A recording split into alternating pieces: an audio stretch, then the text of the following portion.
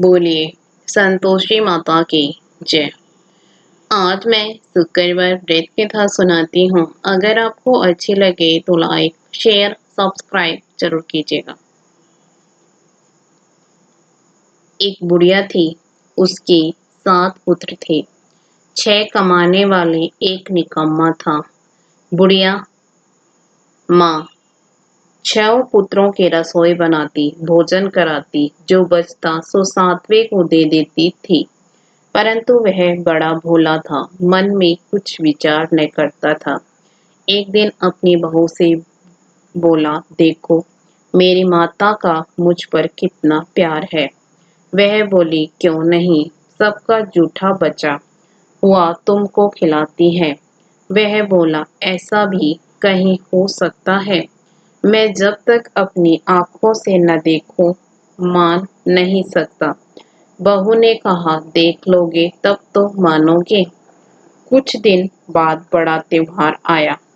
घर में 7 प्रकार के भोजन और चूरमा के लड्डू बने।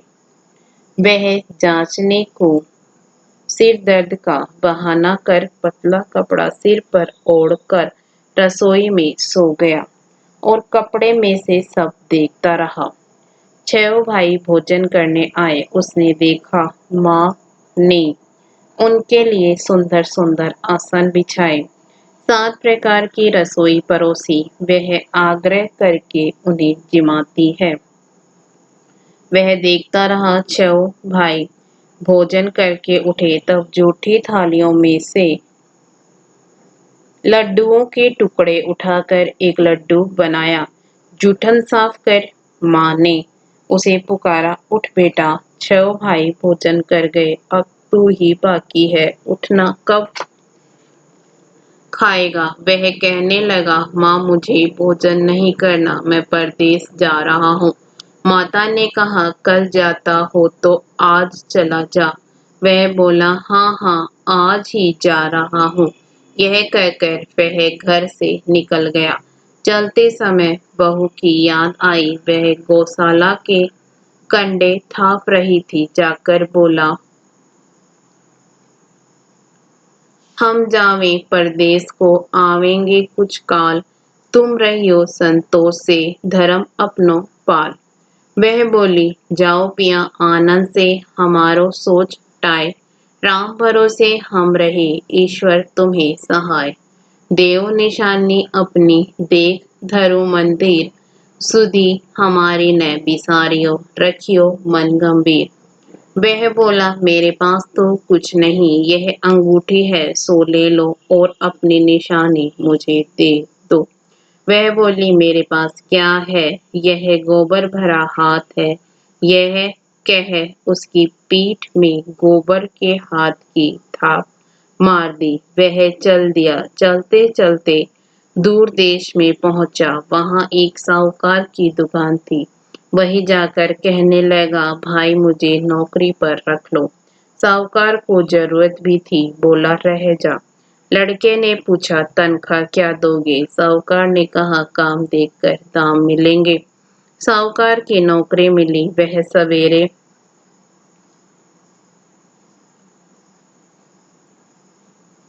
7 बजे से रात तक नौकरी करने लगा।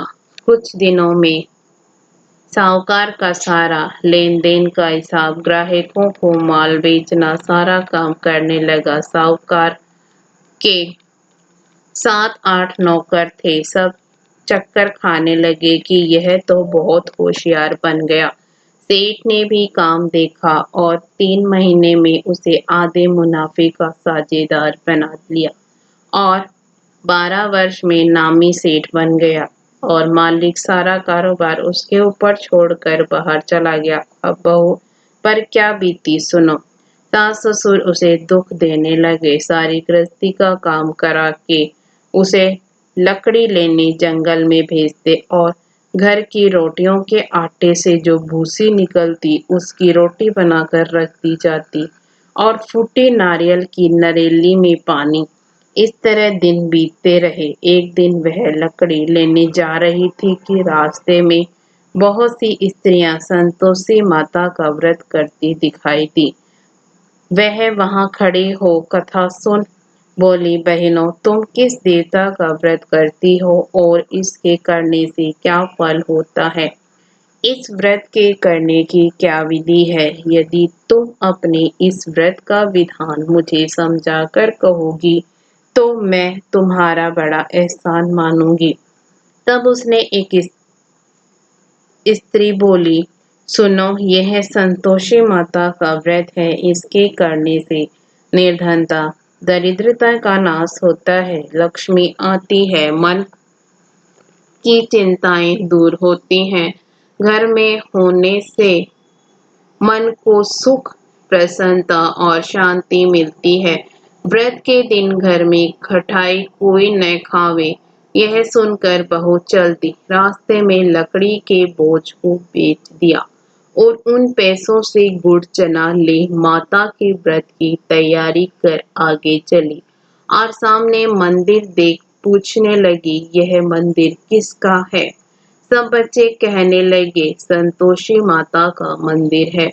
यह सुन माता के मंदिर में जा माता के चरणों में लौटने लगी। दीन हो विनती करने लगी, माँ, मैं निपट मूर्ख हूँ, व्रत के नियम कुछ जानती नहीं। मैं बहुत दुखी हूँ, हे माता जगत जननी, मेरा दुख दूर कर। मैं तेरी शरण में हूँ। माता को दया आई। एक शुक्रवार बीता कि दूसरे शुक्रवार को ही इसके पति का पत्र आया और तीसरे को उसका भेजा पैसा भी आ पहुंचा। वह देख जिठानी मुंह सिकोड़ने लगी, इतने दिनों में इतना पैसा आया, इसमें क्या बड़ाई है? लड़के ताने देने लगे कि काकी के पत्र आने लगे, रुपया आने लगा, अब तो काकी की खातिर बढ़ेगी। अब तो काकी बुलाने से भी नहीं बोलेगी। बेचारी सरलता से कहती, भैया पत्र आवे, रुपया आवे तो हम सबके लिए अच्छा है। ऐसा कहकर आंखों में आंसू भरकर संतोषी माता के मंदिर में आ मातेश्वरी के चरणों में गिरकर रोने लगी। माँ, मैंने तुमसे पैसा नहीं, मुझे पैसे से क्या काम है? मुझे तो अपने सुहाग से काम है। मैं तो अपने स्वामी के दर्शन और सेवा मांगती हूँ। तब माता ने प्रसन्न होकर कहा, जा बेटी, तेरे स्वामी आएगा। यह सुन खुशी से बावली हो घर का कामकाज करने लगी। अब संतोषी माँ विचार करने लगी, इस भोली पुत्री से मैंने कह तो दिया तो पति आवेगा, पर आवेगा कहाँ से? वह तो इसे स्वप्न में भी याद नहीं करता। उसे याद दिलाने के लिए मुझे जाना पड़ेगा। इस तरह माता बुढ़िया के स्वप्न में जा प्रकट हो कहने लगी, साहूकार के बेटे, सोता है या जागता है? वह बोला, माता सोता भी नहीं हूँ, जागता भी नहीं हूँ, बीच में ही हूँ, कहो क्या आज्ञा है? माँ कहने लगी, तेरे घर बार कुछ है या नहीं? वह बोला, मेरा सब कुछ है, माँ, बाप, भाई, बहन व बहू, क्या कमी है? माँ बोली, भोले पुत्र, तेरी स्त्री घोर कष्ट उठा रही है। तेरे माँ बाप उसे दुख दे रहे हैं, वह तेरे लिए तरस रही है, तू उसकी सुधि ले। वह बोला, माता, यह तो मुझे मालूम है, परंतु जाऊं कैसे? परदेश की बात है, लेन देन का कोई हिसाब नहीं, जाने का कोई रास्ता नजर नहीं आता, कैसे चला जाऊं? माँ कहने लगी, मेरी बात मान, सवेरे नहा धोकर माता का नाम ले, घी का दीपक जला, दंडवत कर दुकान पर जा बैठना।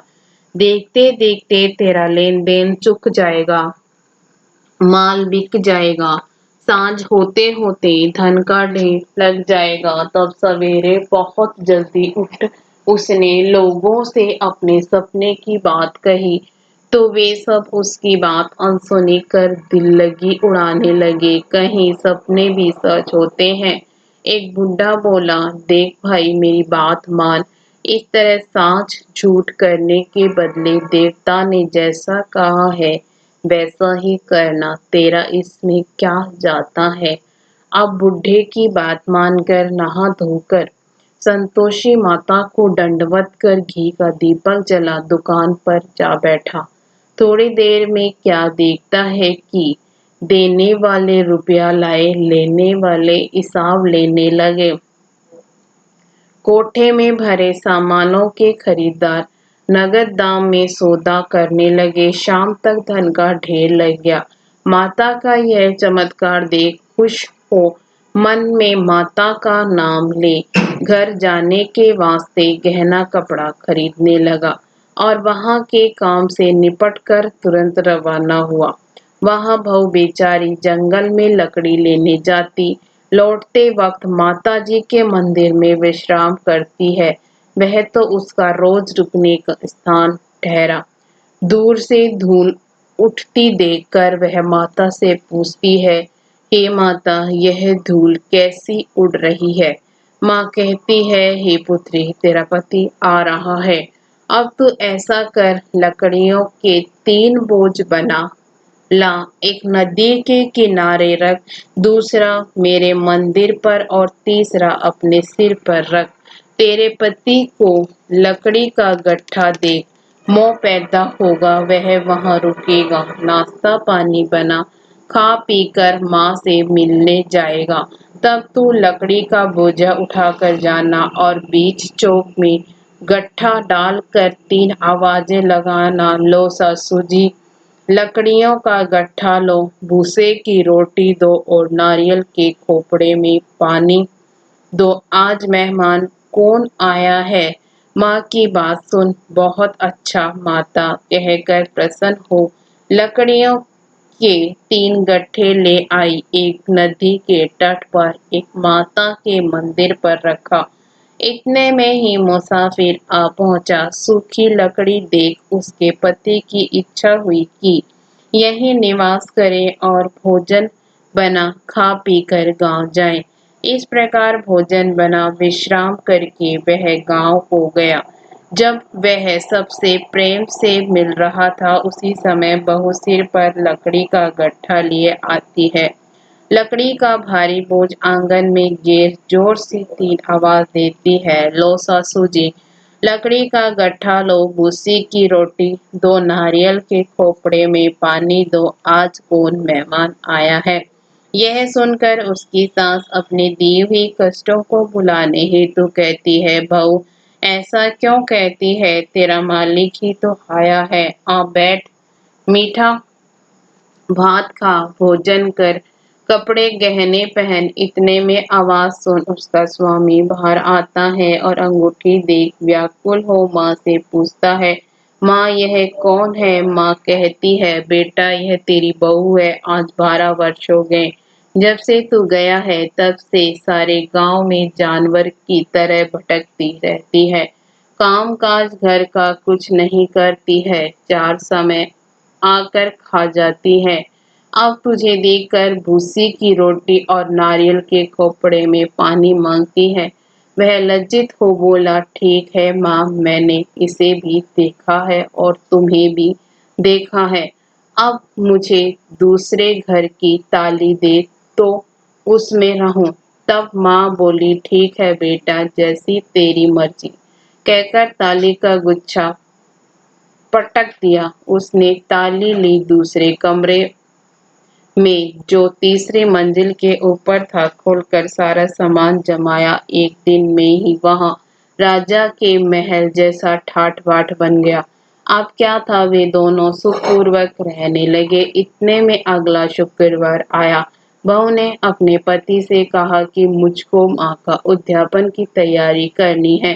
जेठ के लड़कों को भोजन के लिए कहने गई। वह तुरंत ही उद्यापन की तैयारी करने लगी। जेठ के लड़कों को भोजन के लिए कहने गई। उन्होंने मंजूर किया, परंतु पीछे जेठानी बच्चों को खिलाती है। देखो रे, भोजन के समय खटाई मांगना, जिससे उसका उद्यापन पूरा न हो। लड़के जीवने आए, खीर पेट भर कर खाई, परंतु याद आते ही कहने लगे, हमें कुछ खटाई दो, खीर खाने हमें भाता नहीं, देखकर अरुचि होती है। बहू कहने लगी, खटाई किसी को नहीं दी जाएगी, यह तो संतोषी माता का प्रसाद है। लड़के उठ खड़े हुए बोले, पैसे लाओ। भोली बहू कुछ जानती नहीं थी, सो उन्हें पैसे दे दिए। लड़के उसी समय उठ इमली लाकर खाने लगे। यह देखकर बहू पर माताजी ने खौफ किया। राजा के दूत उसके पति को पकड़कर ले गए। जेठ जिठानी मनमाने खोटे वचन कहने लगे। लूट लूट कर धन इकट्ठा कर लाया था, सो राजा के दूत उसको पकड़ कर ले गए। अब सब मालूम पड़ जाएगा जब जेल की मार खाएगा। बहू से वचन सहन नहीं हुए। बहू रोती रोती माता के मंदिर में गई। हे माता, तुमने यह क्या किया? हंसाकर अब क्यों रुलाने लगी? माता बोली, पुत्री, तूने उद्यापन तो करके मेरा व्रत भंग किया, इतनी जल्दी सब बातें भुला दी। वह कहने लगी, माता, भूली तो नहीं हो, न कुछ अपराध किया है, मुझे तो लड़कों ने भूल में डाल दिया। मैंने भूल से उन्हें पैसे दे दिए, मुझे क्षमा करो। माँ बोली, ऐसी कहीं भूल होती है? वह बोली, माँ, मुझे माफ कर दो, मैं फिर तुम्हारा उद्यापन करूंगी। माँ बोली, अब भूल जा पुत्री, तेरा मालिक तुझे रास्ते में ही आता मिलेगा। वह घर को चली। राह में पति आता मिला। उसने पूछा, तुम कहाँ गए थे? तब वह कहने लगा, इतना धन जो कमाया है उसका टैक्स राजा ने मांगा था, वह भरने गया था। वह प्रसन्न हो बोली, भला हुआ, अब घर चलो। कुछ दिन बाद फिर शुक्रवार आया। वह बोली, मुझे माता का उद्यापन करना है। पति ने कहा, करो। फिर जेठ के लड़कों से भोजन को कहने गई। जेठानी ने एक दो बातें सुनाई और लड़कों को सिखा दिया कि तुम पहले ही खटाई मांगने लगना। लड़के कहने लगे, हमें खीर खाना नहीं पाता जी, बिगड़ता है, कुछ खटाई खाने को दो। वह बोली, खटाई खाने को नहीं मिलेगी, खाना हो तो खाओ। वह ब्राह्मण के लड़कों को लाकर भोजन कराने लगी। यथाशक्ति दक्षिणा की जगह एक एक फल उन्हें दिया। इससे संतोषी माँ प्रसन्न हुई। माता की कृपा होते ही 9 मास उसको चंद्रमा के समान सुंदर पुत्र प्राप्त हुआ। पुत्र को लेकर प्रतिदिन माता के मंदिर जाने लगी। माँ ने सोचा कि वह रोज आती है, क्यों न मैं इसके घर चलूं, इसका आसरा देखूं तो सही। यह विचार कर माता ने भयानक रूप बनाया।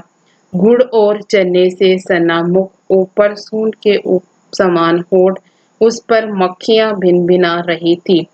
दहलीज में पांव रखते ही उसकी सास चिल्लाई, देखो रे, कोई चुड़ैल चली आ रही है, लड़कों इसे भगाओ, नहीं तो किसी को खा जाएगी।